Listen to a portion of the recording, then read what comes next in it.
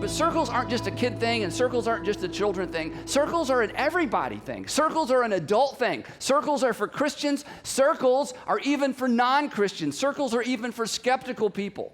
Because something that you have experienced as an adult, that we've all experienced as an adult, is reflected in something that Solomon, he wrote in the book of Ecclesiastes, something that when I read it to you, you're going to go, oh yeah, I get that. It's a little bit of common sense. But the people who understand the importance of groups, and those of us who have made circles a priority in our lives, understand the importance and the truth of what Solomon wrote when he wrote these words. This is in Ecclesiastes chapter 4. Here's what he said. 2 are better than 1. 2 are better than 1 because they have a good return for their labor. That means when you wash your car, get someone to help you. That's basically what he's talking about. Then he goes on and he kind of gets to the tension around this idea. He says this, if either of them falls down, one can help the other up. He says 2 are better than 1 because if one falls down or they both fall down, they can help each other up or one can help the other up. But, and this takes us to the reason that this is so important for all of us. And again, this is in the Old Testament. This isn't a Christian thing. This is just a thing. This is just a human nature thing. But pity, he says, pity anyone who falls and has no one to help them up. So let me ask you a question. You ever seen someone fall financially who didn't have anyone to help them up? Have you ever seen a couple fall in their marriage and there was nobody but family to help them up?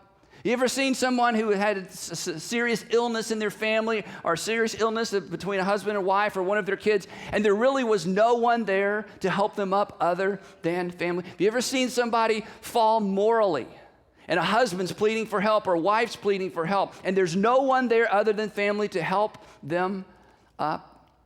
Here's the question. If you were to face a situation like that, who feels permission or who feels free to ask, are you okay? And won't accept I'm fine as an answer?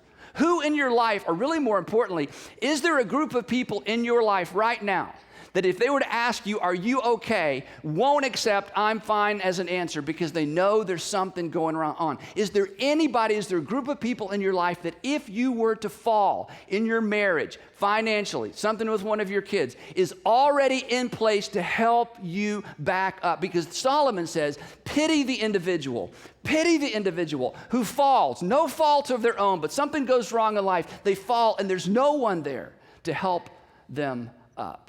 I've been in community groups with plenty of broken-hearted people. In fact, in every community group I've ever been in, there are people who have broken hearts. But I've never met anyone in community whose broken heart left them broken. I've never met anyone who is really in authentic community whose broken heart resulted in them being broken down. And what Solomon alludes to is simply this. At some point in our lives, we all need somebodies. And what we've observed in our lives is that at some point along the way, we all need somebodies because of decisions we've made, because of decisions other people have made, and because of things that just happen in life. And he says, I pity, and I think all of us have been there, I pity the person who, when they fall, there's no one there to help them up.